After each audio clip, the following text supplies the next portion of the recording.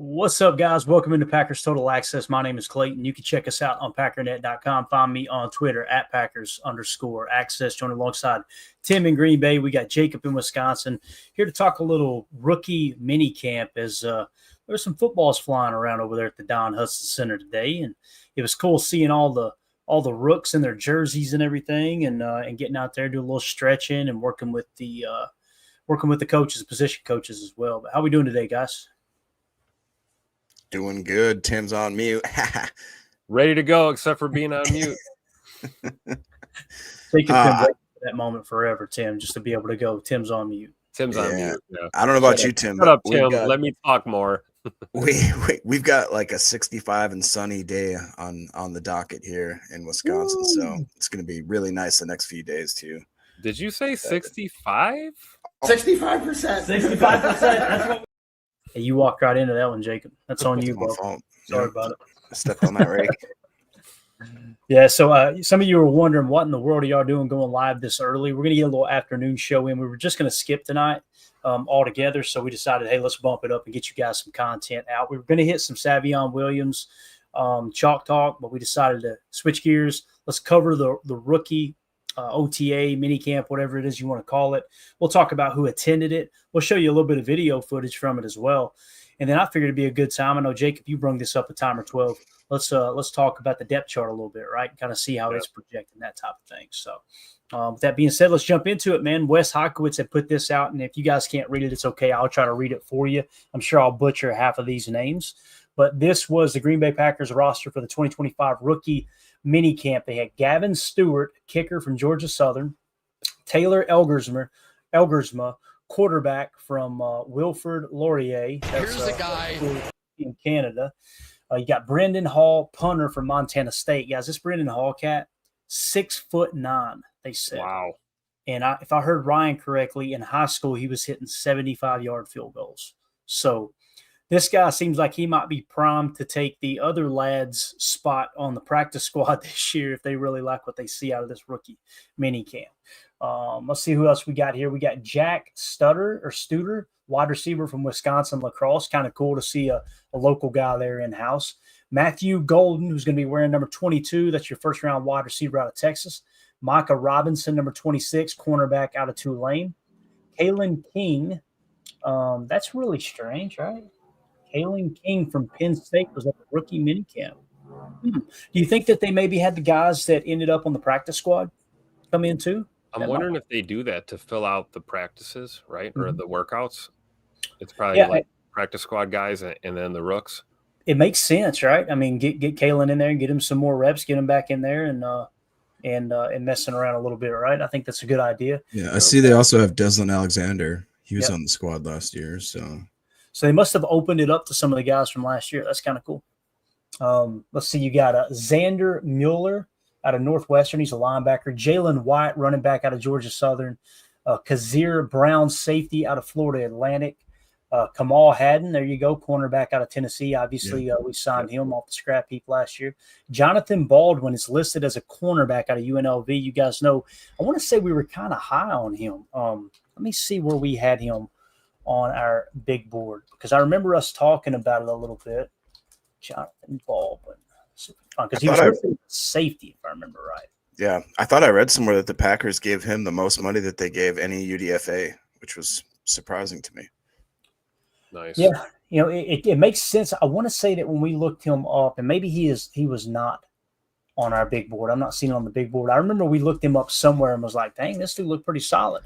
So he must have graded out fairly well in terms of PFF. Nonetheless, they've got him listed as a corner as opposed to a safety. Not that it really matters when you're at rookie minicamp, but Caleb Hayes, linebacker out of BYU. Johnny Lumpkin, tight end out of Louisiana. Obviously, he was on the roster last year a little bit. Luke Gunderson, linebacker out of Northern State. Colin Oliver, defensive lineman out of Oklahoma State. So there you go. There's many people jumped into the YouTube comments from some of the stuff that we showed yesterday, the video that we had yesterday, and they were saying, Colin Oliver playing linebacker, what does this mean for Tyron Hopper? And we had mentioned, listen, he's a hybrid guy. He's either going to play edge or he's going to play stack backer. I'm leaning towards he's going to play edge, and they do have him listed as a defensive lineman. As you can see here on this list, there are no edge defenders listed. They're all listed as defensive linemen grouped in with the big boys up front. So Colin Oliver there wearing number 45 out of Oklahoma State.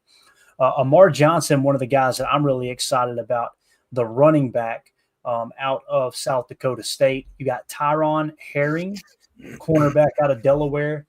Jamon Johnson or Jamon Johnson, I've heard it said both ways, linebacker out of Kentucky. Deslin Alexander, defensive lineman out of Pittsburgh. Connor Shea, linebacker out of Wyoming.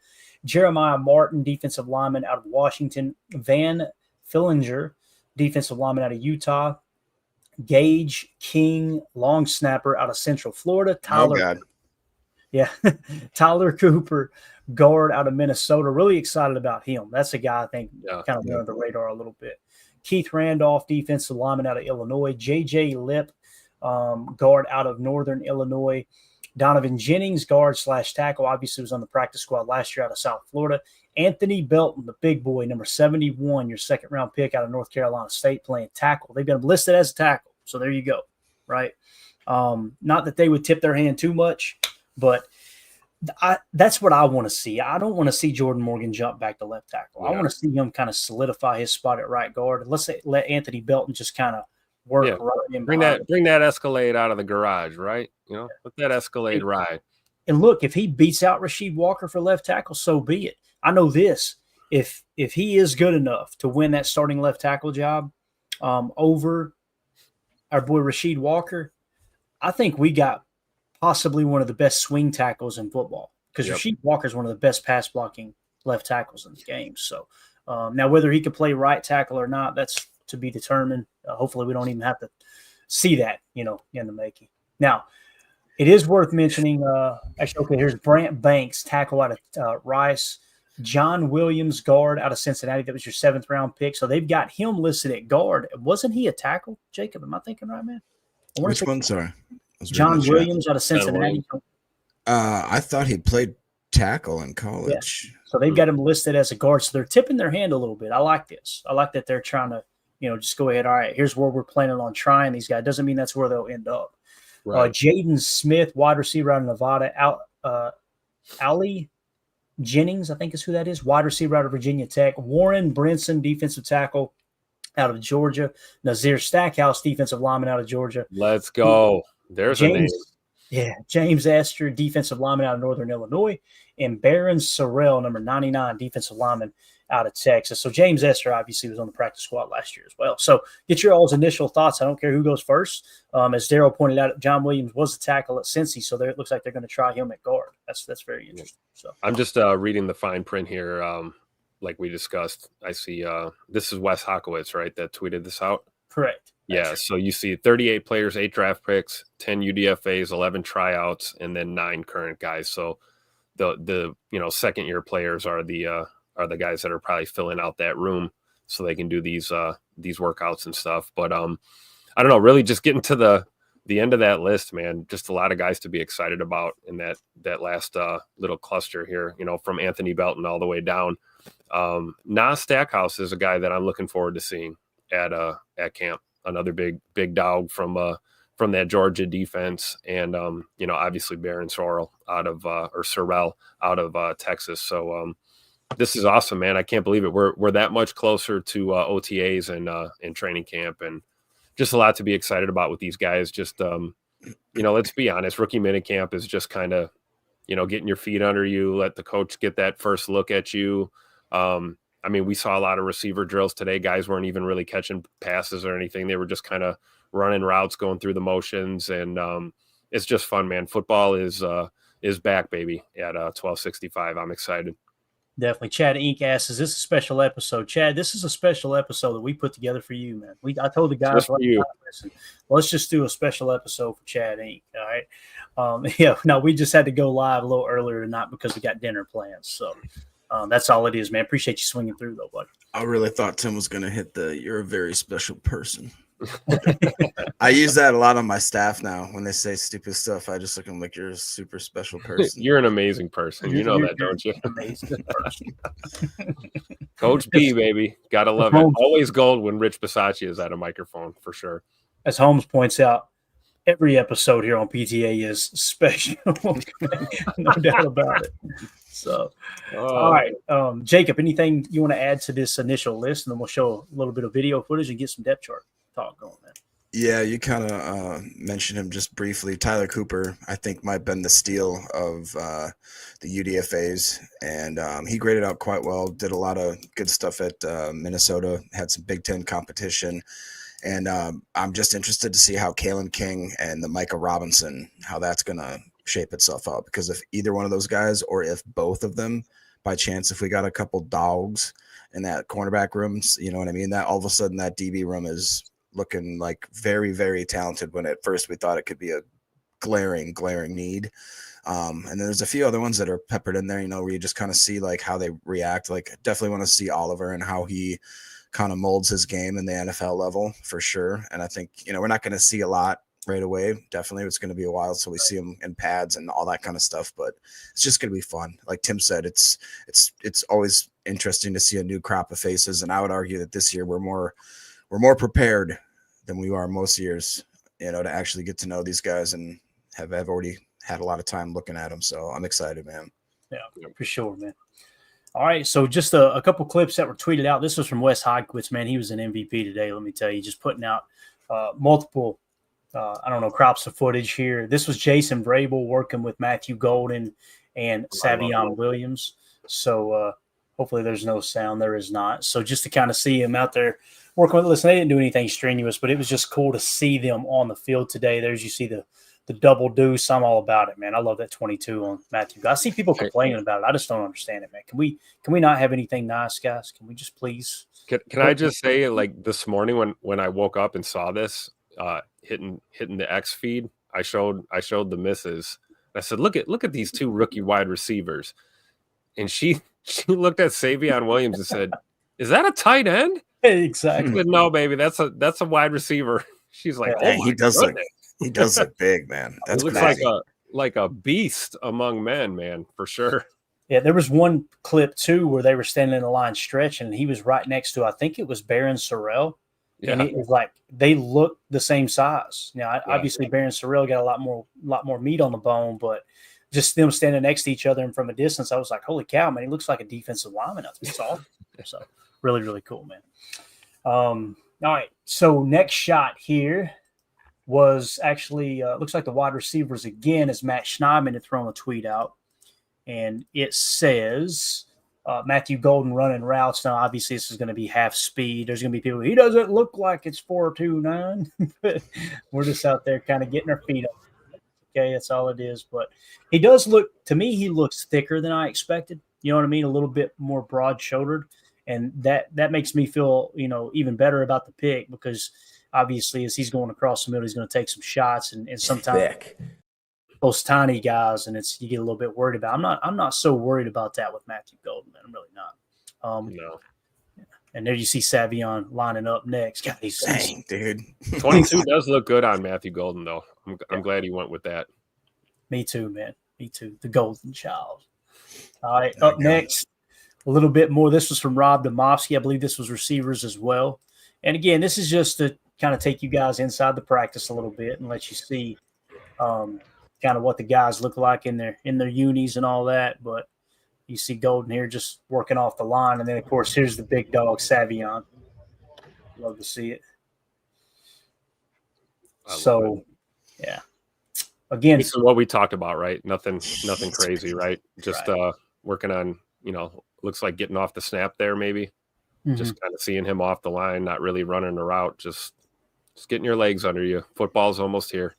Yeah, absolutely.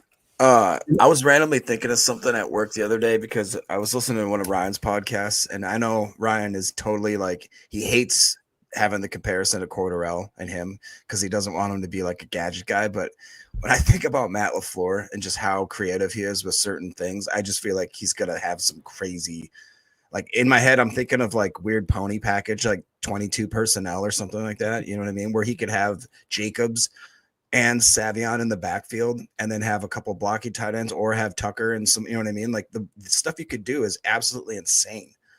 Yeah. Yep. Yeah. You know, the thing about Savion, many people see him as just a gadget player. And I've been pretty vocal since draft night that when you look at how they utilized him at TCU, they didn't spend a whole lot of time molding him into a pro style wide receiver. So anyone who looks at him think, oh, he's raw. Of course he's raw. You know, I mean, they had him playing wildcat quarterback, and you know, I was pleasantly surprised when I turned on the tape and seen how many times he lined up at X, how many times he lined up at Z. You know, and will go up and make contested catches. So I think there's a little more there, and obviously Brian Gutekunst and Matt LaFleur think there's more there as well. So. You know, when you talk about how you can draw stuff up for him, Jacob, the first thing that came to mind for me was also the pony package, you know, because he's not scared to block either, right? And I think of Chris Brooks, when we put him in that pony package last year, he would kind of be the lead blocker for Josh Jacobs.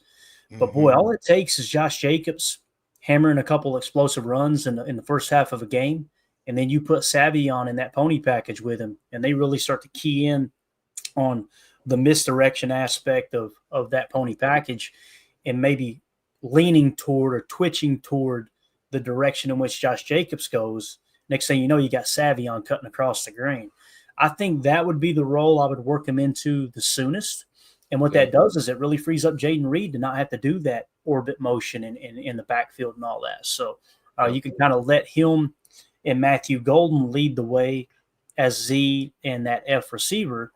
And then you'll still have Romeo Dobbs, if he's on the roster, playing that boundary X along with Dontavion Wicks until, of course, you know, Christian Watson gets back. So I'm right there with you, Jacob. I think it'll be probably more the pony package type is what fits him the best, because he's definitely comfortable running from the depth of the backfield. You know what I mean? As opposed to, I mean, he's good on end rounds too, don't get me wrong, but I think he's more comfortable kind of everything in front of him squared up on the defense. And like you said, he's not afraid to lay a block in there, right?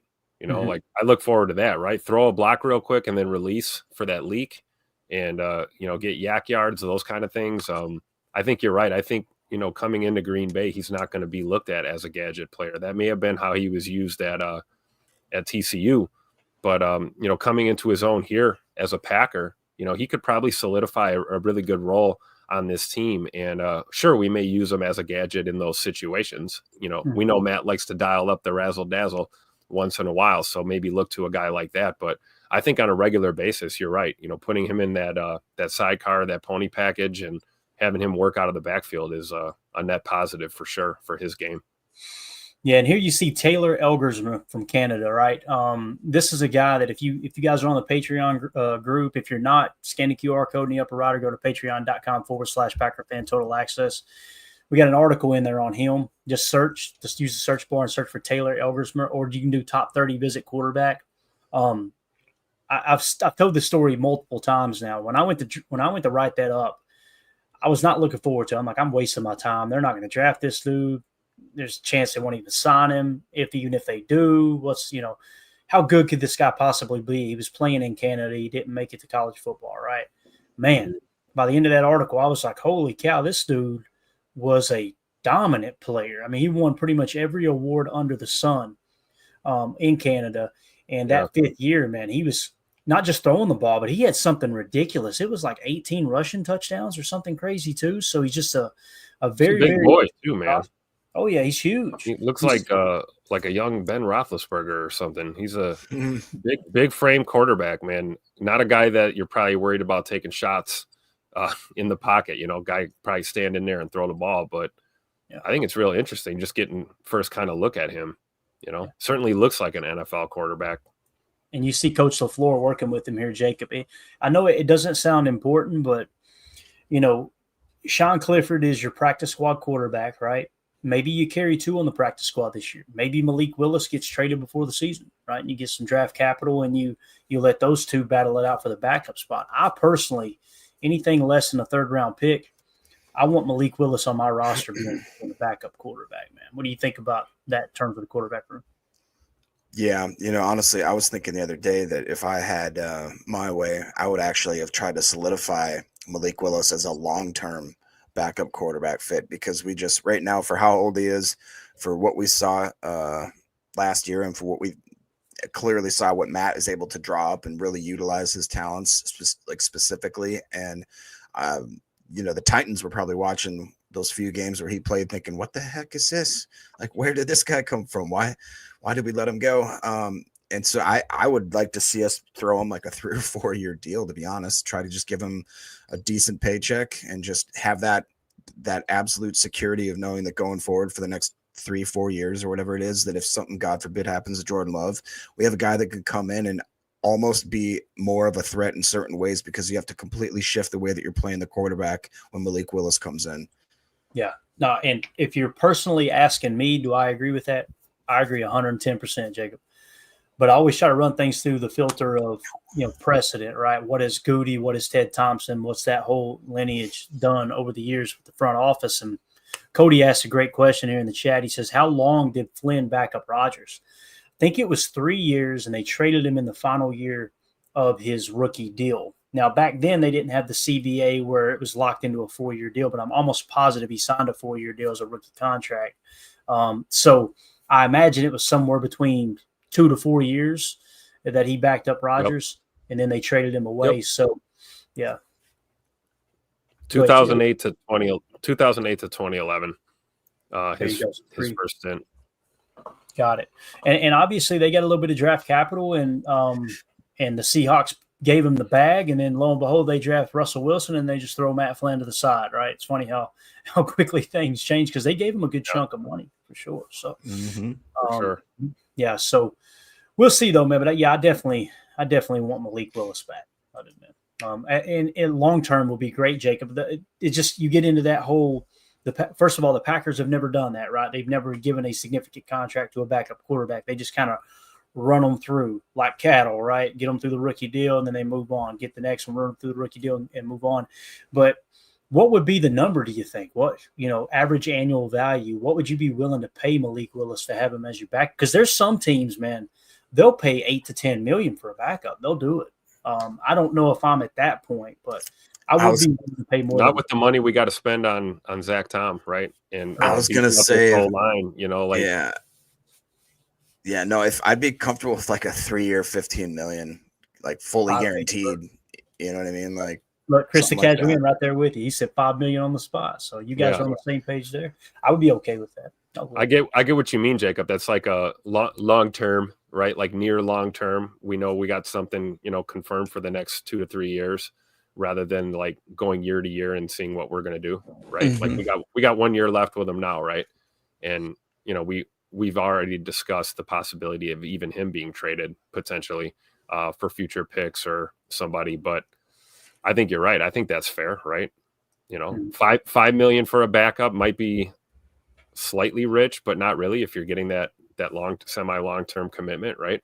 You're not paying $8 to $10 to $12 million a year for a backup, especially because it's not an unknown commodity. We've seen what happens when we give him the ball and the lights are on, and there's a lot of pressure. And just at one point, it was like playoff implications, and he absolutely shined. So I like it. Damn, this dude's thick. What's Flacco getting in Cleveland to be a backup? Probably. I love Joe Flacco. I mean, he's got to be north of 10 mil, right? Yeah, he's got to be, right. I don't know, man, because he was on the street last year, right? Didn't the Colts move on from him? I was going to say he started in Indy, and then Bates is saying Flacco's $4 million. Oh, really? Okay, well there you go. Can't beat that, right? Yeah. Well, I tell you, not bad for a guy with a Super Bowl ring, right? Exactly. When you go to Malik Willis, if you were to go to him and use that, say, as a comp and say, hey, look, here's what all the other backup quarterbacks are getting paid. I hate to be the bearer of bad news, but they're going to throw that out the damn window. His agent's going to go, no, we want to hit free agency. Because there would be someone paid more than that, But you never know. We talked about Willis wanting to possibly be a starter, right? Possibly being a guy that could be a potential starter depending on where he ends up. So maybe taking backup money and, being a journeyman backup is not the route he wants to go. Yeah. So Bill Huber put this tweet out here. Here's some Amar Johnson. Now, if you guys don't know who Amar Johnson is, he played at South Dakota State. When the Packers signed him as a UDFA, Tucker Kraft put the tweet out. He was fired up about it, right? We had him in the 259 spot on our big board. But more importantly, when you get that low on our board, you really want to key in on the grade, because the grade is going to kind of show you where the value really is, because we got almost 600 prospects on our board, right? So his grade was 190.3. So that would suggest he was worthy of somewhere around the 200th pick, give or take, 10 or 12 spots. So the fact that they got him as a UDFA, really excited about. And as you pointed out, Jacob, this is the quad father 2.0 here, isn't it, man? My man got some thickness on him for sure, dude. And he did some amazing things at South Dakota State. He was the 51st highest graded running back in all of college football last year. And, some would hear that and think, okay, that's not that good. Guys, we're talking about out of like 300 or 400 schools, talking about all of college football. He ranked 51st. And it was definitely in the 80s, according to PFF. He also scored an 8+ on RAS. So, thick. The guy that I think he's going to give Chris Brooks a run for his money. What I would like to see happen, the fact that he went undrafted, you feel pretty confident that unless he blows up in the preseason and gets too many eyes on him, you could keep Chris Brooks on the active roster and store him on the practice squad, that type of thing. So that's Amar Johnson there, a little look at him. All right. So anything else you guys want to hit on in terms of the mini camp? Maybe anything you heard about the rookie mini camp before we dive into a little depth chart talk here? No, I haven't heard much of anything. Yeah. Pretty much covers it, right? Right. Guys running around in their underwear. What do you think about this comment here from Holmes? He says, I thought they moved off too soon from Taysom Hill. Don't repeat the same mistake with Willis.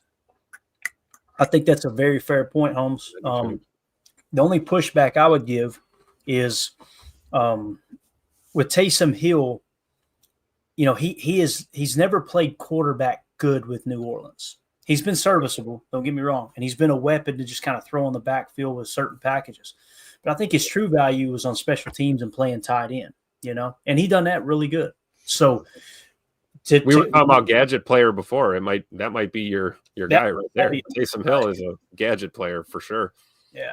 So when you compare Taysom Hill's situation to like Malik Willis, obviously Malik Willis is not going to line up out there in the Y. He ain't looking to crack back on a DN. But I understand what you're saying though. And Taysom Hill, they definitely did give up on him too early. Yeah. Because we could have utilized him for years to come. Now, the amount of money that the New Orleans Saints gave him was a little bit crazy, but they pay everybody like that down there for sure. So, all right, let's get into the depth chart. Let's start on offense. We kind of talked about quarterback room already. This came from Our Lads, the website. So I'm going to try to give you guys an idea of what the colors mean here, okay? So the purple or the pinkish color, that is obviously draft picks, all right? The yellow colors are free agency or trade acquisitions, okay? So that's how they've gotten on the roster. And then the blues there, the darker blue or kind of the turquoise blue, I should say, those are the guys that are UDFAs, okay? And again, nobody's saying this is an accurate depiction of the depth chart. This is what Our Lads has. We can cross-check it with ESPN if you guys want. But I like what Our Lads did because they've got it kind of organized where where each of these players came from, right? As Affin points out, Jacob loves Our Lads. There you go. Not those lads. Hey, fam, what's wrong with you?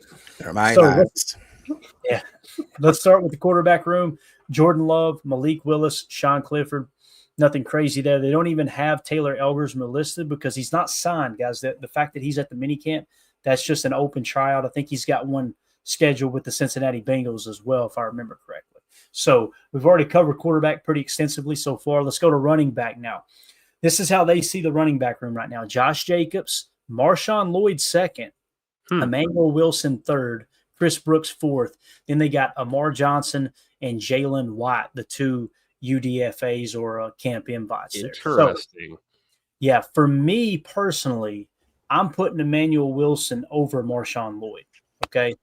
But you can bet your sweet booty that Brian Gutekunst wants Marshawn Lloyd to take that number 2 spot. There's no two ways about that. Oh, yeah. So how do you guys feel about the running back room? Let's start with you this time, Tim. What sticks out to you there? And you can see Amar Johnson probably going to be that practice squad guy, I would imagine. I agree. And I feel good about the running back room, just looking at it face value right here. And I can see how, like Holmes is saying, running back room loaded.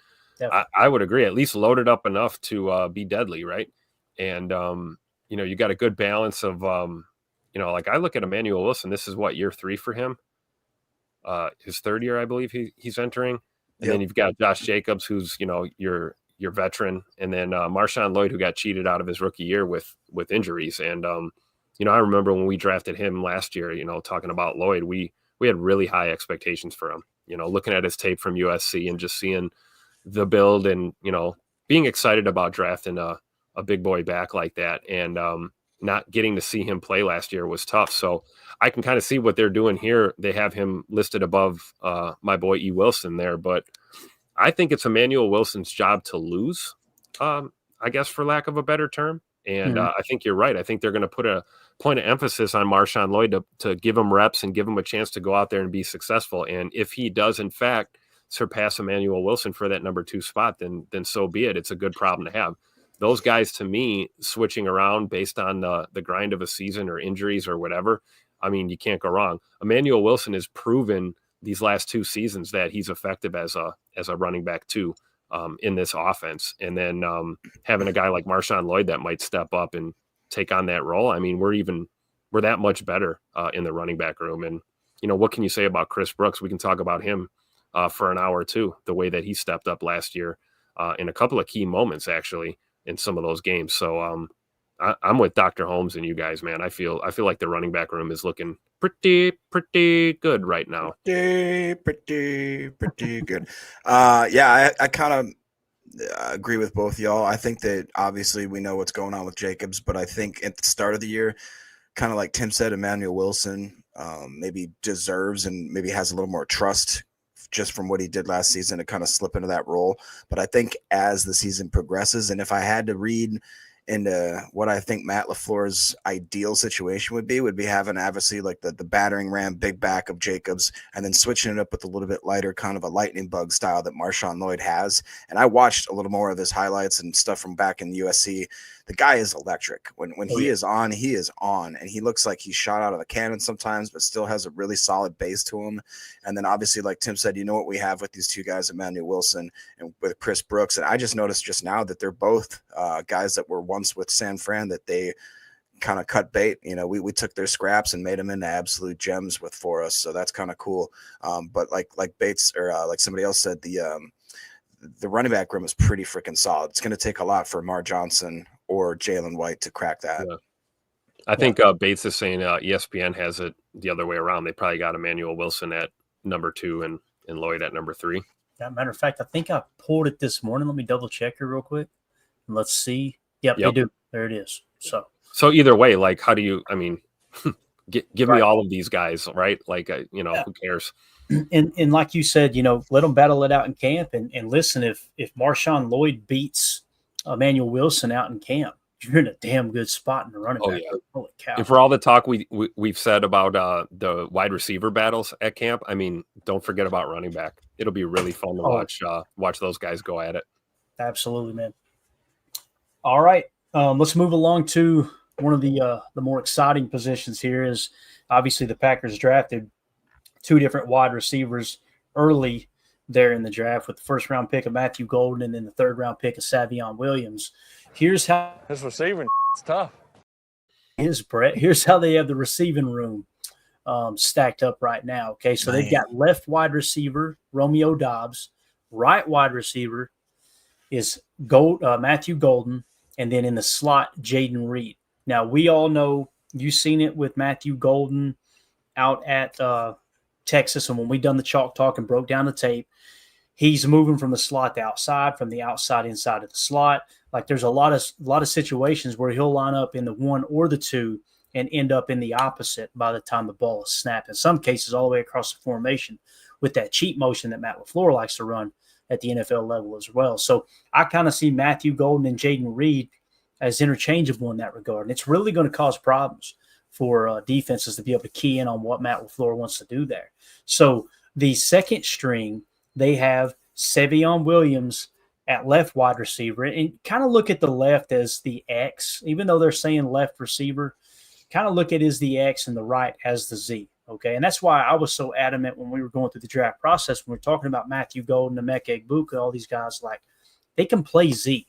And it's obvious that our lads kind of agrees with that here. So Savion Williams will be your backup X. Christian Watson would be your backup. Z, of course, they've got him in the red because he's going to start the season on injured reserve. Probably won't be available until November. And they got Dontavion Wicks as your backup slot. I think that's accurate. Of those three receivers, Dontavion Wicks would definitely be the one to play the slot position. All right. Next, going into the third string, they've got Malik Heath as your X, Julian Hicks as the Z, and Mecole Hardman as your slot receiver. And then, there's your camp battle to watch right there. Absolutely. You can kind of see it come into focus when you look at it on a depth chart like this. Yep. Cornelius Johnson will be your fourth string X. Tulu Griffin would be your fourth string Z, and Bo Melton would be your fourth string slot, which we talked about that. Like he is, you could tell they really wanted to work him into that F position whenever Jaden Reed was not on the field, because he's got that kind of speed and that dynamic aspect to his game. So we'll start with you this time, Jacob. Looking at this depth chart here, how do you feel about it, man? I mean, they're projecting Matthew Golden. Look, he's going to be on the field in 11 personnel right out of the gate. And the thing that sticks out to me is kind of Mecole Hardman being in that third string role. You know what I mean? Which Christian Watson being in the red, you'd like to think Dontavion Wicks would probably kick into the X or the Z, and then Mecole Hardman would just jump up 2 slot, giving you those initial 6. You know what I'm saying? Yeah. You guys know how much I love drafting wide receivers, but even just with drafting 2, it creates quite a traffic jam up in here. And even if they were to take 7, even if they were to keep 7 wide receivers, which I believe is very unlikely, even if they were to keep 6, which I think is unlikely, but I think this year they're going to have to keep 6. Christian's obviously off the board for the start of the season. I agree with maybe that. To me, it just, when I look at this grouping, there's a lot of talent at that back end. I just, the idea of letting Malik Heath walk is troublesome. Mecole Hardman seems like he's very interested in becoming a Packer and staying in Green Bay. Bo Melton, I think that might be, like Tim said, the biggest battle right there is between Mecole Hardman and Bo Melton to be possibly, I think, would be the 6th or 7th wide receiver on this list. If you take Watson off, maybe you can sneak one more on there, but it's who would you do, Tim, if you had to take your top 6 without Watson? Who would you go with? Without Scoot? Yeah. I'm going, oh boy. That's tough, man. Tough. I'm probably going Matt Golden, Savion Williams, Reed Wicks, and Rome. And then if we kept 7, it'd probably be Mecole Hardman or really, that's what I'm watching is Bo Melton, Mecole Hardman, Malik Heath, those 3. Is there a scenario where only one of them sticks around, And then you look at Julian Hicks. Julian Hicks was a guy who kind of popped towards the end of camp last year, if you remember. He looked really good out there. That's a guy that could kind of creep up into consideration here as well. But yeah, I guess those would be my 6, man. Just super early, right? It is. It definitely is. And here's the other thing. Like, if I were to have to pick the top 6, knowing that Christian Watson's going on the IR, there's no way we're carrying 7. I think we would all agree with that. Yeah, that's a long shot. So it comes down to 2 people here for me, Mecole Hardman or Malik Heath. And I'm taking Malik Heath over Mecole Hardman, me personally.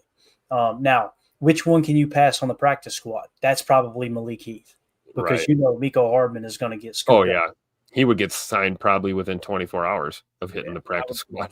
Yeah, I would imagine he would. So with that being said, you got to look at it from that perspective. Maybe you can have them both. And here's the other thing nobody wants to talk about. I know I don't want to talk about it. Injuries happen.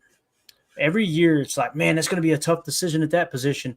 And then we get to the final 53 and somebody goes on IR for 4 weeks, right? And it's like, okay, well, that kind of answered that question for you, and you wait and see until later. But with that being said, the other thing I want to mention, there you go. Dave said it perfect. Injuries usually dictate depth in training camp. Absolutely. Yep. The Romeo Doubs situation, the fact that still haven't gotten confirmation from any of the insiders, but there was multiple people reporting on Twitter that he was a part of that trade package for DK Metcalf that the Packers were trying to work out. Romeo Doubs might be the guy out here. I think that's a very realistic. I was going to say that. Yeah. But I didn't. So you're saying maybe Mecole Hardman and then maybe not Rome? So I would think what it would be is if they do decide to move on from Romeo, whether it's a trade or a conditional pick or whatever. Listen, I want to be clear. I don't want that to happen. but just based off of what was said, it feels like the Packers were ready to part ways with him, you know? And if you do that with Romeo Dobbs, then Malik Heath and Mecole Hardman both make the roster, in my opinion. That makes sense. Right. So that's how you clear the way for that. And you just maybe you bump Dontavion Wicks into the boundary X, okay? Savion backs him up, and then you have Malik Heath jump up into maybe the Z, and Mecole Hardman obviously being that backup slot now that Wicks jumps into the X. I'm not saying this like, hey, here's how I would do it. I'm trying to base it off of what did the Packers tell us last year. Guys, you know, Dontavion Wicks got more snaps than any other receiver on our team. That tells you all you need to know, you know. And the other thing, like Coach Lynn asked a great question here. He says, how much not that one. I'm sorry. I'll come back to that one. He had right here, how much 12 personnel do you think we'll run? Coach, the fact that we drafted 2 receivers and no tight ends tell me we're going to press even more into 11 personnel. And as excited as I am about 12 personnel and what you can do with Musgrave and Kraft on the field at the same time, when you look at the explosives last year and how many times on Chalk Talk, I mean, it was like every single explosive play we broke down was out of 11 personnel. I mean, that coaching staff knows that. Matt LaFleur knows that. So they're probably going to press even more into 11 is kind of what it feels like.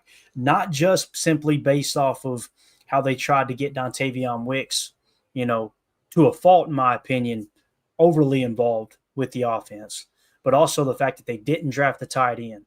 And I could see them kind of prepare, because you know this, Coach, better than anybody, you know, coaching football. When you're going through training camp and practice and all that stuff and preparation, the last thing you want to do is spend a whole lot of time on 12 personnel, knowing you're one injury away from Ben Sims or John Fitzpatrick being in that starting lineup if that becomes your focal point because you put all your time, energy, and effort, resources into making 12 personnel kind of your go-to formation, your go-to personnel. That, I think, the writing's on the wall that we're going to probably press into 11 personnel. I'm not saying we're going to run it more than we did last year, and if this number is correct from our lads, 71% of the snaps was out of 11 personnel, which is 3 wide receiver sets. Just kind of feels like that's the direction we're going in. I don't know if that makes sense, but that's kind of how I see that. Let's wrap up with these questions here, and then we'll get into the tight end position a little bit more there. As Coach Lynn says, how much will Musgrave cut into slot reps when we want a power slot? That's a great question too. They can definitely press into that. They can lean into that, flex him out, put the Y, if you want to call him the Y, or the U in the number 2 spot and use him as an extra blocker there, or maybe a mismatch if they want to try to throw a safety on him. You know, he should be much larger than the safeties that would cover him and much faster than the backers that would cover him for sure. Yeah, just real quick. I not that obviously Coach knows 10 times more about football than I know, obviously, but just I've seen a lot of people saying stuff about like how they want to put Musgrave in the slot. But if you watch a lot of the stuff last year, like, dude, Tucker Kraft, they put him in a lot of different areas. And when he got the ball, that guy moves really, really well. Some of the I forgot how many touchdowns he had and how much of it was yak. I mean, stiff arming people, jumping over him, diving for the end zone, making, you know, contested catches, diving catches. Like, he's a really good tight end, and I feel like that Matt might not feel as reluctant as throwing that guy a little more, you know, kind of, I don't want to say gadgety stuff, but stuff where they maybe would put him in a slot. Like, he's really good, man. Just remember the golden rule with Tupac LaFleur. No block, no rock. That's exactly right. Yeah. And I think about that about Matthew Golden, boys. I do. And I know the scouting report said he's willing to block and this and that, but I kind of look up sometimes and go, I'm not saying they're going to keep him off the field because of it, but he definitely ain't Malik Heath walking somebody to the water. Yeah. You know what I mean? So I think Malik Heath, the closer we get to training camp, the more I think Malik Heath's going to be on this 53. Because I love it. I love that, Clayton. Me too. The metrics we broke into the other day, I didn't come into last week thinking that, but when you looked at everything on NFL Pro, he led receivers in just about every, you know, category other than, you know, like yards and a bunch of opportunities. You know what I'm saying? Like it was just one after another. Like, damn, look at Malik Heath here, EPA per target, and this and that. It's like he really maximizes opportunities. And we'll wrap it up with this. Coach Lynn says Bo Melton's going to have a hard time making this roster. I could not agree more, Coach. He seems like the guy that's going to be the odd man out here. Now, put him on the practice squad, right?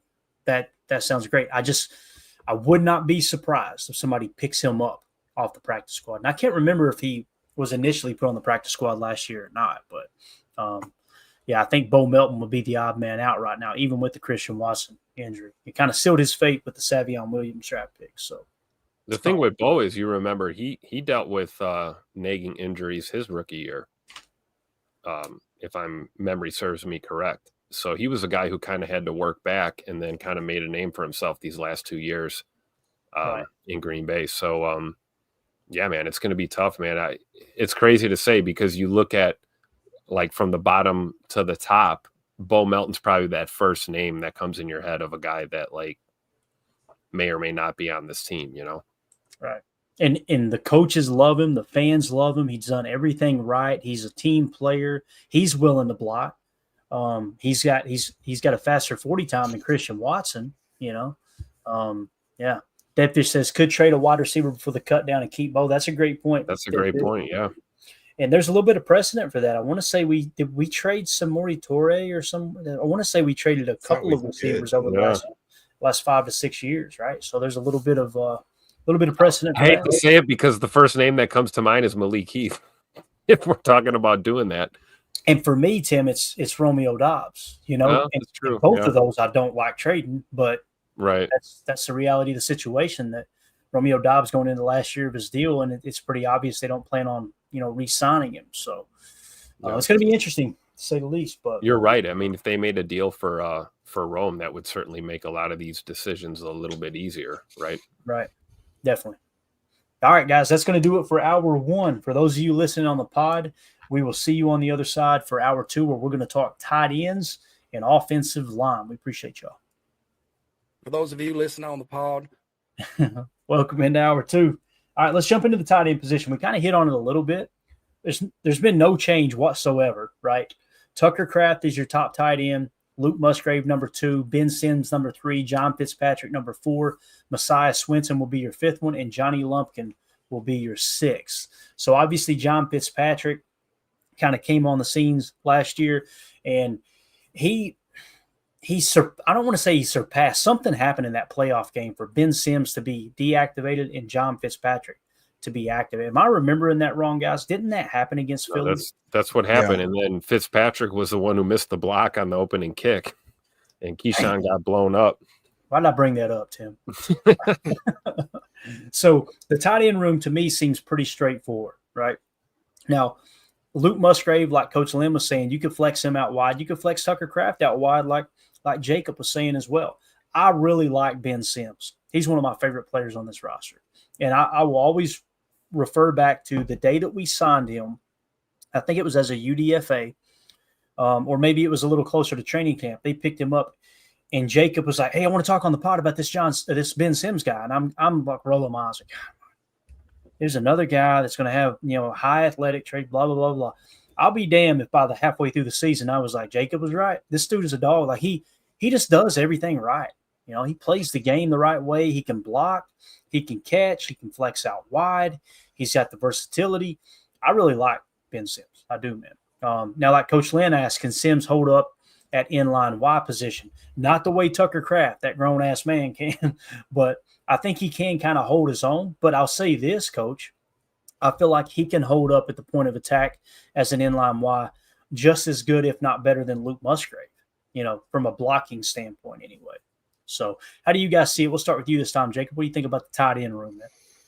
Yeah, I mean, I actually really love I wanted to do this exercise for a while because I wanted to see where our seeming weaknesses were on paper, at least. And I've been pleasantly surprised because as I'm sitting here, it's, I can't figure out exactly who you want to let go and blah, blah, blah, as you try to move the pieces around to get to that 53 roster. With the tight end room, I think it's pretty straightforward. I would argue probably that as much as I love Ben Sims, something definitely did happen. And then they did sign John Fitzpatrick to an extended contract, didn't they, after the end of the season? So they must have still Yeah, I think it was that futures deal. I could be wrong. Yeah, okay. I like you said, it's pretty obvious Kraft Kraft is 1, Musgrave's 2, but I really like the solid depth that we have at that 3 and 4 position. I think I see us carrying 4 again. I don't know about you guys, but I think it's definitely going to be Fitzpatrick and Sims, and it is nice to see that they're kind of really good blockers that every now and then you do see a little spark out of them too. Like I remember a few balls that Ben Sims caught moved upfield, and you're like, oh, okay, he's got a little turbo in there. Turbo time. John Fitzpatrick is shown on Spot Track as just a 1-year deal, Jacob, and he is a UFA next year, so he will be unrestricted. Now, Ben Sims is a 1-year deal, but he's a restricted free agent next year.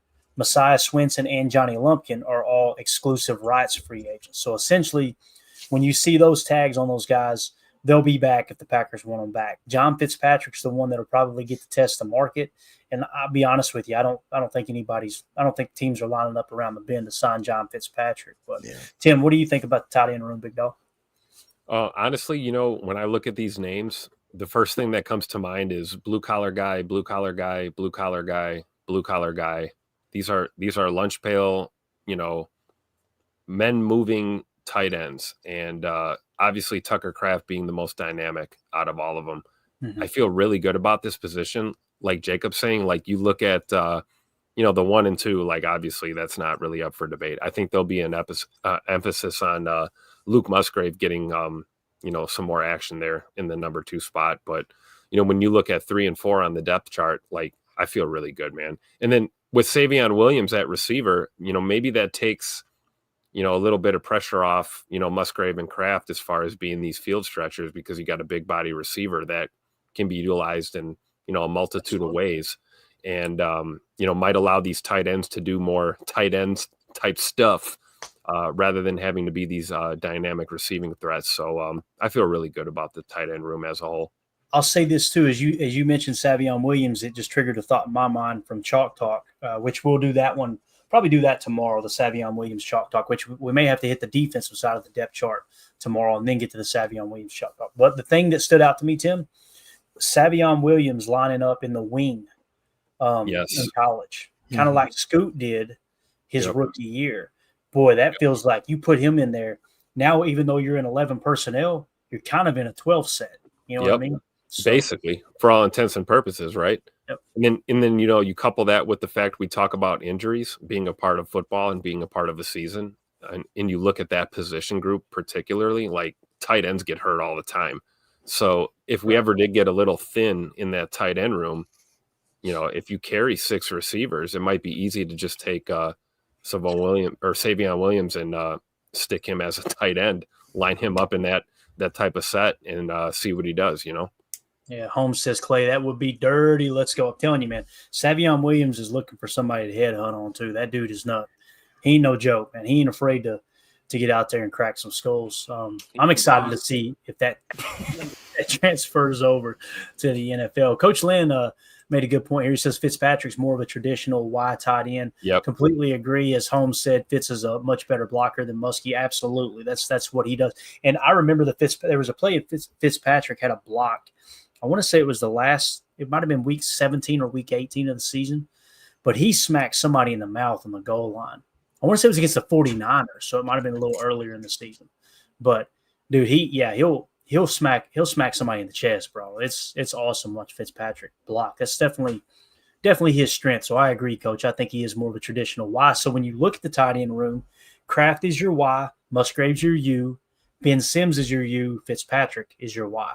Right? That's kind of how they shake out there. And Savion Williams is all of those if you need it in a pinch. Yeah. And listen, I think Ben Sims can play Y, don't get me wrong, but Fitzpatrick is definitely built like a Y, plays like a Y. And Ben Sims is that dude that you can move around a little bit more, although I could see the argument for him being a traditional Y as well. Jarrell Lee says, this year's Chalk Talk is going to be so fun. Can't wait to Clayton, Tim, Jacob, and Emilio to break down Marshawn Lloyd. Go back. Let's go. Can you imagine? What if he just comes out and just dominates? Dude, I love it. RB1 in the preseason for sure. Let's go. Yeah. Get him out there. Get him reps. Let's get him on tape. I can't wait. Imagine Marshawn Lloyd just all of a sudden Jacob bursting on the scene like a young Aaron Jones and averaging over 5 yards a pop. That would be awesome, wouldn't it? Yeah. I mean, if we could have like a situation where Jacobs still like a 1,300 yard rusher and all of a sudden we pepper in like an extra 500 or 600 from Lloyd, you know what I mean? Just getting 5 to 10 snaps a game. And all of a sudden we got a crazy double-headed monster back there. Let's do it. Heard it from a fan right here. All right, let's move on to offensive line. This is going to be fun. This will probably take a few minutes here. Matter of fact, like I said, we may just hold defense to the next show tomorrow, so we don't have to rush it, But here's how they got offensive line. And again, it's not to say this is how it's going to line up. This is just what our lads has on the initial depth chart. From left to right, Rasheed Walker, left tackle, Aaron Banks, left guard, Elton Jenkins, center, Sean Ryan, right guard, Zach Tom, right tackle. And then backing them up, Anthony Belton, left tackle, John Williams, left guard. So there's your 2 rookies there in a backup role. Love it. Jacob Monk is your backup center, which that's really exciting to me. That Jacob Monk's got a full year under his belt. He was active pretty much the whole year, right? He didn't play a whole lot, but he got the dress and he got to go in here or there. Let's hope a full year in the offseason program and all that, he can be ready to take that role on if he has to kick in a center. Here's the other thing, though. If for some reason Elton Jenkins were to go down, it's so nice knowing that Zach Tom can play all-pro caliber center play, and then you can maybe kick Anthony Belton or John Williams out at right tackle, or who knows, maybe it's Jordan Morgan, right? So, but again, Jacob Monk listed as the backup center right here. Backup right guard is Jordan Morgan. I disagree with this. I think they're going to give Jordan Morgan every opportunity now that he's healthy from that shoulder to take that right guard spot from Sean Ryan. Sean Ryan going into a contract year, I think he'll be more in a backup role there. And then this guy that you may have heard of here, Travis Glover, is the backup right tackle. So, you've ever heard Emilio talk ball, you've heard of Travis Glover. Exactly. And then going to the third stringers, they've got left tackle Kadeem Telford, left guard our boy Tyler Cooper, the UDFA. Here's the guy. Third string center is Trey Hill. And then Donovan Jennings is the third string right guard. Brant Banks is the third string right tackle. And then, of course, they've got J.J. Lip as the fourth string left guard. And you've got Marquise Hayes as the fourth string right guard is how it's listed. So we'll start with you this time, Tim, looking at the offensive line here. What are we thinking, big dog? How do you agree with that starting 5, or do you agree with me that maybe Jordan Morgan should start at right guard as opposed to Sean Ryan there? That's kind of where I'm at. I agree with you. Not to be boring and agree again, but I do. I think if we're going into camp, they're probably going to make every effort possible to put Jordan Morgan in that right guard slot. And but you feel good though, because Sean Ryan can hold his own there, right? So like you're not worried. Like if Sean Ryan is your number 2 right guard, you're doing okay. And arguably, if things went sideways with Trey Hill as a third string center, Sean Ryan could be in case of fire, break glass, emergency center, if you really needed one. And honestly, maybe Tyler Cooper, the kid from Minnesota, I believe. He could even present himself as a third string backup center kind of scenario. So I feel pretty good here. Just again, super early looking at this.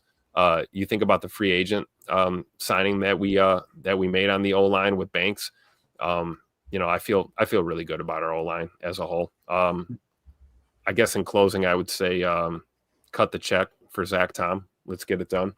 Yeah, we got breaking news here. Uh-oh. This Atham says Travis Glover is Emilio's dad. So, all right, Jacob, what do you think about offensive line, man? How do you see it? It's terrible, Chuck. I was trying to find while Tim was talking there how many we carried on the 2024 53-man roster to begin the season. I want to say it was 10 or 11, but if that's the case, or maybe it wasn't that much. I was hoping maybe somebody in the chat could check them out there, but I don't want to sound like I'm agreeing with you guys just for the sake of it, but Sean Ryan at right guard after 2 big drafts where I don't want to say waste, but where we use very high draft picks on guys that would be backups. I just don't see Goot and LaFleur being okay with that. So I think they're going to give them every single chance to at least get one of those 2 guys into that starting rotation. And to me, the most the most plug and play one seems like Morgan sliding into right guard. But again, this is an excellent problem to have, that we have such a deep room, and we have, invested in those early rounds. And even if it's not an immediate ROI, if you look down the road in a year, even in 2 years, and even in this year, like you said, so many injuries, especially on offensive linemen, happen and can absolutely ruin your season. It happened to us in one game. One guy went down, and we just didn't have enough juice to do anything after that point. So I'm okay with having this, like I said, quote unquote problem, but I definitely want to see if we can get our first round draft pick at least in that starting rotation. Yeah, and here's the initial 53-man roster in terms of offensive linemen last year. Okay, Elton Jenkins, they kept 10, so you were right there, Jacob. Elton Jenkins, Josh Myers, Rasheed Walker, Zach Tom, Jordan Morgan, Sean Ryan, Andre Dillard, Jacob Monk, Kadeem Telford, and Travis Glover. Now, listen who they cut, okay? So think of this entire roster we're looking at right now, and look at how much better it's built, in my opinion. They cut Royce Newman, Caleb Jones, Luke Tenuta, Lasita Smith, and Donovan Jennings. So talk about trimming the fat, right?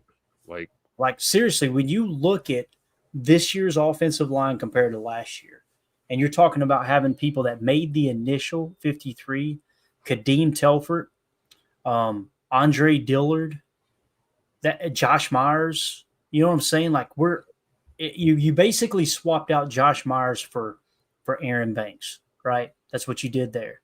And then Andre Dillard, you got a second-round pick and Anthony Belton coming in his place, right? And then Kadeem Telford, I guess that would maybe be our boy John Williams, right? Mm-hmm. So I feel a lot better about this year's offensive line as it sits right now. Because, again, you're looking at all those names and you throw in Royce Newman, Caleb Jones, Luke Tenuta, Lasita Smith, and Donovan Jennings. It's like, yeah. But it's also I feel like we took two gigantic steps forward, right? Yeah.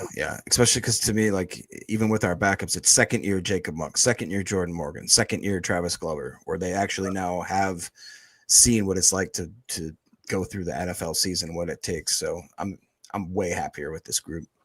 That's a great point. Great point. So if we kind of recap what we kept last year, just to kind of put a number on it. Quarterbacks, we kept 2, Jordan Love and Malik Willis, right? We released Sean Clifford and Michael Pratt, but of course Sean Clifford was signed later onto the practice squad. And I think if Michael Pratt hadn't gotten picked up by the Jacksonville Jaguars, we may have ended up choosing him over Sean Clifford for the practice squad. But of course, he got swooped up. Sean Clifford did not. That's why they kept him. Running backs, we only broke camp with 3, but just like I think it was Jay or it might have been Jarrell saying earlier in the chat, injuries kind of helped us make that decision. A.J. Dillon went on injured reserve. So we released Ellis Merriweather and Nate McCrary. So when you look at the running back room compared to this year, right? And hopefully we don't have a chat. Yeah, we don't have a chat on. Okay. So tell me if you think we're in better shape this year. Last year we broke camp with Josh Jacobs, Marshawn Lloyd, and Emmanuel Wilson. Pretty much a push right there, right? But look at who we released last year. Ellis Merriweather and Nate McCrary. I feel a lot better about the running backs that we've got kind of going into camp here with Chris Brooks, who was on the 53 a good chunk of the year once we signed him. And Amar Johnson. Talked about. So it feels like it's another upgrade, right? Am I right there or no? Yeah, I would agree.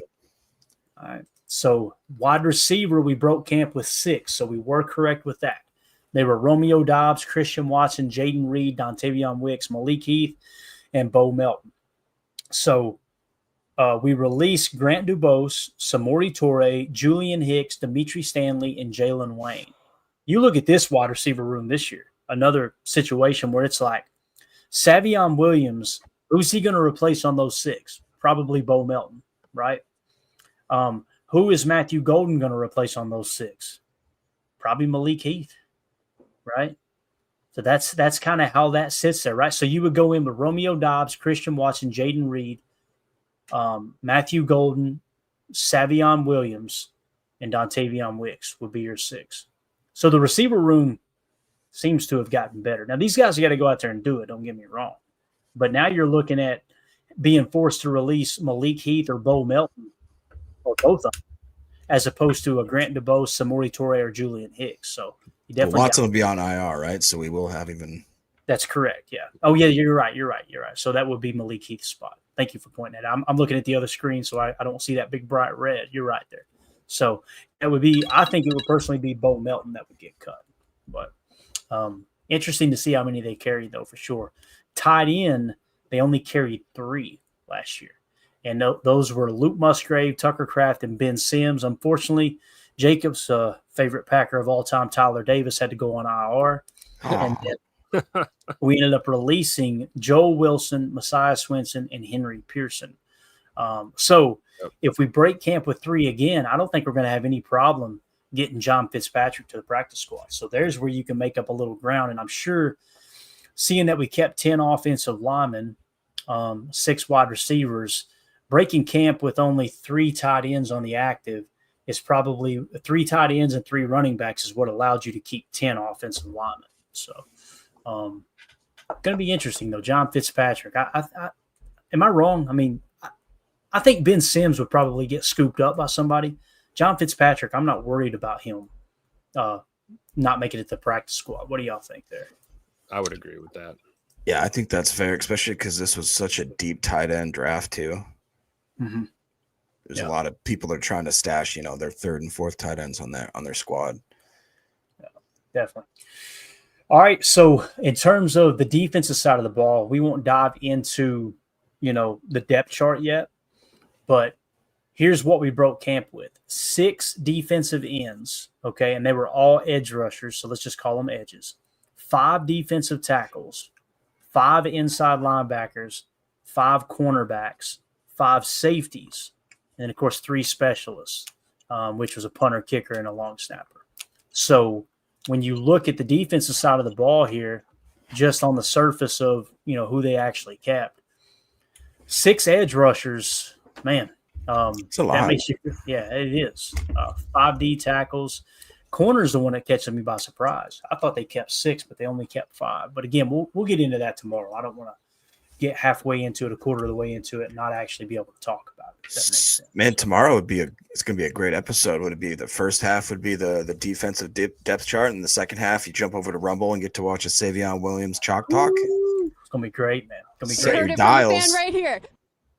And then we're also working on Baron Sorrell chalk talk already, and Colin Oliver's chalk talk as well. So that's right around the bend too. Anything else you guys want to hit on here? We got about 13 minutes to fill. Anybody in the chat, if you got a question, fire away. I see Nick McSwain said, did Tyler Davis get released? He's not on the roster. I think what happened there, Nick, was we didn't re-sign him. I want to say that his contract was up and they didn't sign him to a futures, but I could be wrong there. If anybody else has any information on that, let me know. Any questions in the chat, fire away. Let's go around the horn.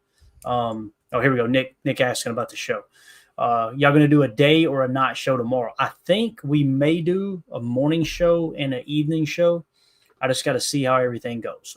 So that would give us an opportunity to do both of those chalk talks tomorrow for sure. So thank you for asking, though.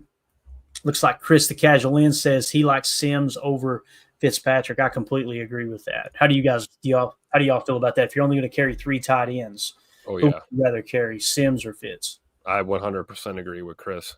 I'm taking Ben Sims. Love Fitzpatrick, but I'm taking Ben Sims. Yeah, I agree. He's been too reliable, and I think the Packers, LaFleur, I think they just trust him, knowing exactly what he needs him to do and wants him to do in that offense. Mm-hmm. And our Aaron Rodgers, not the Aaron Rodgers, sent me some DMs here, and he was asking about it. So let's kind of hit on this a little bit, man. Just if you guys aren't following him on Twitter, make sure you go follow him. Put your Twitter follow in the chat here if you don't care. It's just showing you as Aaron Rodgers, and when I jump out, obviously we'll lose that. But done a great job of just the entire roster breakdown here. And he says, I'm doing a Google spreadsheet of the roster. Green is players' rookie deal. Red is last year of the rookie deal. Yellow is the second plus contract. Light blue is the 5th-year option. And then, of course, he put his own little depth chart together here. Let's see what he's got just real quick going through it if anything changes. He's got Marshawn Lloyd as the number 2 running back. All right, so he agrees with our lads in that regard. Looks like in terms of wide receivers, he's got Savion Williams listed in the third string column. Of course, he'll get bumped to the second string column with Christian Watson going to the IR there for a good chunk of the season. Looks like he's got listed Kadeem Telford going to the practice squad, Donovan Jennings going to the practice squad. I was hoping like heck he would have Travis Glover going to the practice squad, but it doesn't look like he went there. So we could just dog on our boy Emilio for a second. So his starting offensive line, he's got Rasheed Walker, Aaron Banks, Elton Jenkins, Jordan Morgan, Zach Tom. I completely agree with that as the offensive line. Anything you guys disagree with there that you want to comment on before we move forward to the defense side? No, that's pretty much it. All right. Base 4-3. Now, he did a base 4-3, and you're going to see Isaiah McDuffie in as the Mike here. He's not saying that Isaiah McDuffie would start in the nickel. We kind of had a little conversation about that, right? Yeah. So he's got LVN and Rashawn Gary as your starting edge defenders, Devontae Wyatt, Kenny Clark starting at D tackle. He's got Edgerrin Cooper as the weak side backer, McDuffie as the Mike, Quay Walker as the strong side linebacker if you're in your base 4-3. And then Jair Alexander on one side, Carrington Valentine on the other. I love that, me personally. I found the error. He was asking in the chat, did anybody see the error on his list? It's Catan Bullard. He meant Catan Oladapo. Oh, gotcha. Catan Home Depot. Yeah, for sure. I think I found it. That's the error, right? There it is. That's it. There it is. I like that he's got Carrington Valentine over Keyshawn Nixon. I personally think Carrington Valentine's a better corner than Keyshawn. However, I think they'll start Keyshawn. And I'm not like Jacob, I'm not like over the moon. Oh man, yeah, you got to start Carrington over Keyshawn. It's close. But I kind of like that he's got Carrington listed before Keyshawn there. Yeah, if I had my option, that's what I would pick. Definitely. That would be my starting DB room right there for sure. Maybe with Bullard at the nickel, but I just don't think they're going to waste the money that they spent on Hobbs. So, yeah, I think this is realistic.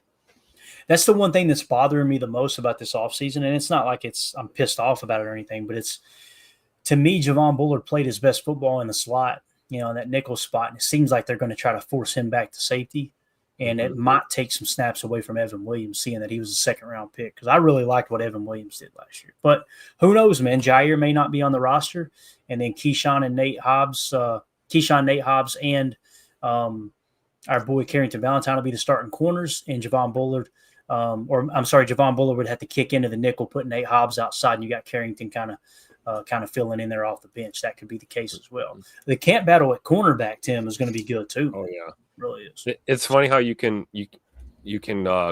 vacillate back and forth between asking yourself the same question. I remember a time being a Packer fan going, "Who's going to play corner?"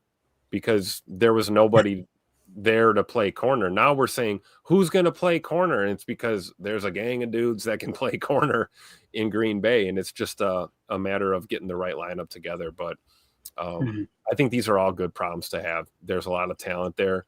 I think we need to, like you had said, we need to pepper in a little bit of age and veteran leadership in some of these position groups. But all in all, man, we've got young talent and we've got mid-tier talent, guys that are, just hitting their stride as veterans in this league. And, if we get one or two of these guys in the secondary to step up, you look at like KT Oladapo, Javon Bullard taking a step this year would be a great problem to have. We talked about Kalen King. We didn't get to see much of him. Maybe he makes a splash this year and all of a sudden that good problem gets even better. And Micah Robinson is a big one. Micah Robinson, another guy. We've heard so much talk off and on about Nate Hobbs and his addition to this team. Really, a guy like that I look at as someone who's just going to kind of find his role and fill it and do exactly what we want him to do in this defense. And we've talked about Ja ad nauseum, right? Whether or not he's a Packer. Honestly, at this point, kind of I feel good either way, right? If he's playing ball for us, that's great. If not, if there's a deal that gets done or he's a post June 1 cut, whatever, the ball rolls forward and this secondary continues to grow. And I just feel real good about where we're at on the defensive side of the ball. Definitely. He went on to say, here's a quick 53-man roster I worked up. So we might have to go with 24 on offense, 26 on defense. And I hear people talk about that a lot, Aaron. Me personally, I don't get too caught up with how many offense and how many defense are we taking. I want the best 53. You know, if you're 3 heavy on defense and 3 light on offense, so be it, and vice versa. I just want the best 53 for sure. Yeah, he says next offseason is going to be a tough decision with players going into their 4th year. He says, let's see, there was something he mentioned down here toward the end here. Oh, this is interesting. He says next offseason is going to be a tough decision with players going into their 4th year. You got Malik Willis, Emmanuel Wilson, Jaden Reed, Dontavion Wicks, Malik Heath, Tucker Kraft, Luke Musgrave. I don't want to talk about this. Carl Brooks, LVN, Brenton Cox Jr., Aaron Mosby, Carrington Valentine, and Daniel Whalen.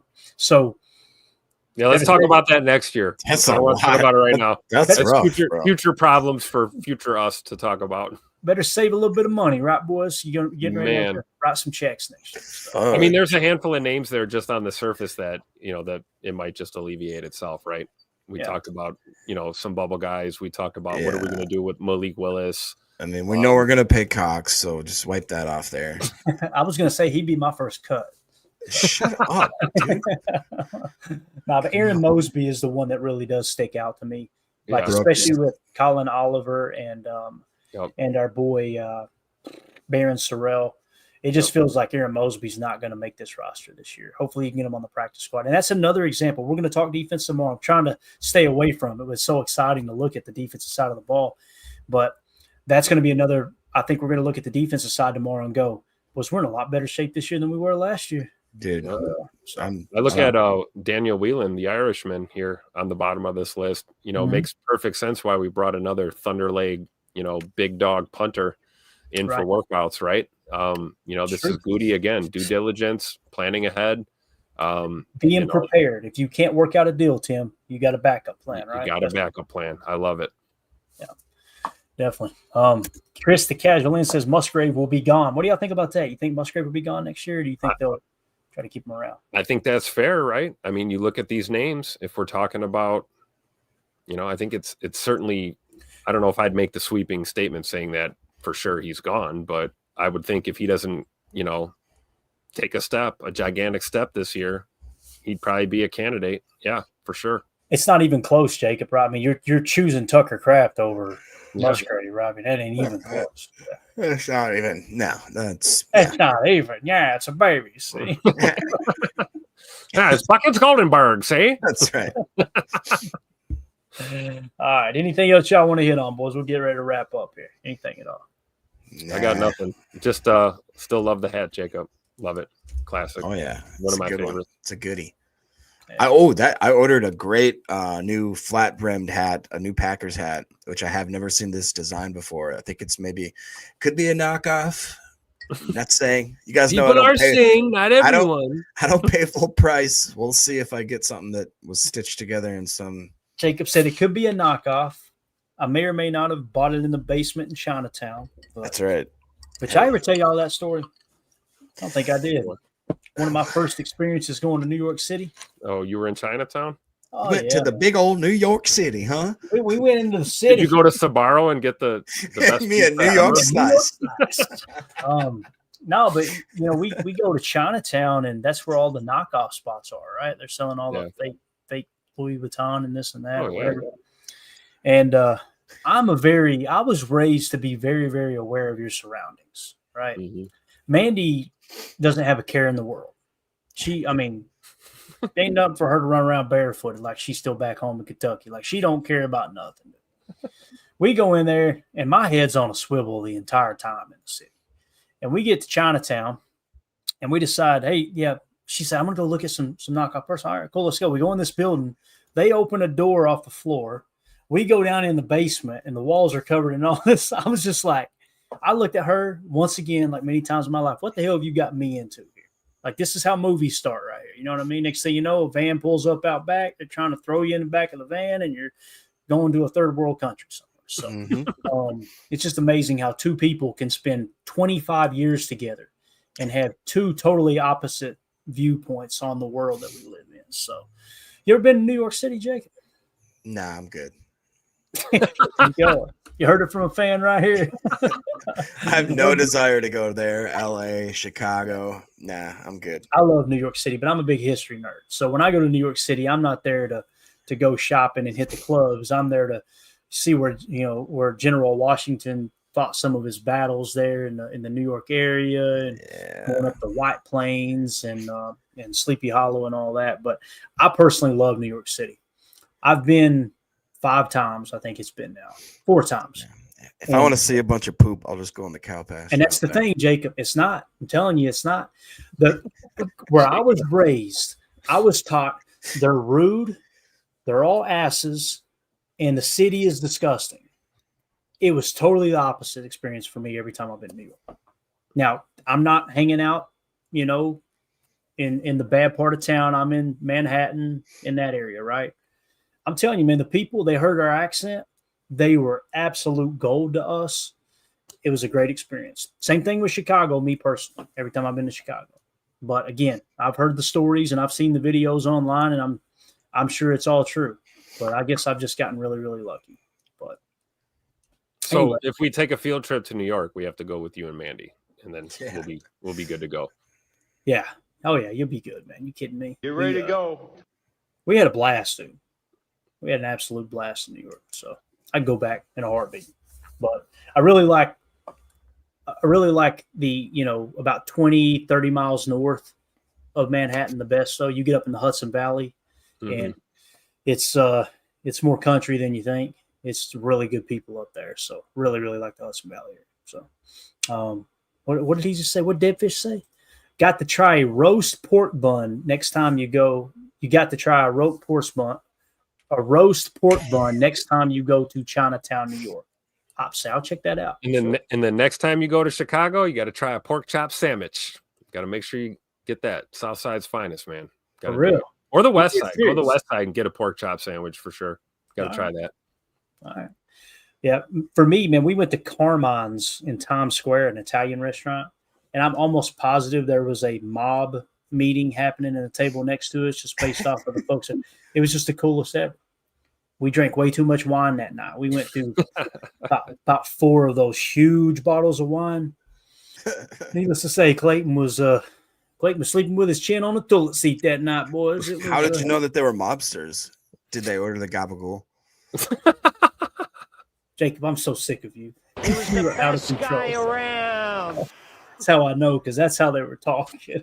No, but they did. They looked. I actually asked the waitress. I said, and I'd had a couple daddy sodas, a couple wines in me, and I said, "Hey, who are these people over there at this table right there?" She went and just walked off. I was like, oh, "Okay, all right." That's kind of the vibe I got too. So they were important, evidently. So there you go. He says 9 Chatham Square, New York, New York. So we're gonna take Jacob to the big city, Tim. That's my goal now. We're gonna drive. Let's do it. Field trip. Hey, we'll go to the draft next year, right? In Pittsburgh, and then we'll hop on a little flight real quick. We'll go to New York. Mandy is trying to convince me to go to the draft next year in Pittsburgh. She enjoyed it that much this year, and I'm telling you, I've never been to Pittsburgh, and that was my brother's favorite team, so that would kind of feel. Do that. You could go to Scranton. You could make a whole big trip out of it. God, Jacob. The Electric City. Yeah. They call it that because of the electricity. Yeah. In the compact spot.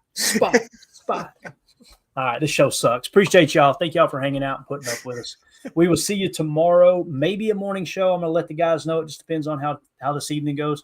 Definitely a night show tomorrow, but just keep your eyes on the YouTube channel, and you should see it pop up here pretty soon if we do schedule one for tomorrow morning. So are you both available in the morning? I can be. Yes. Right. Cool.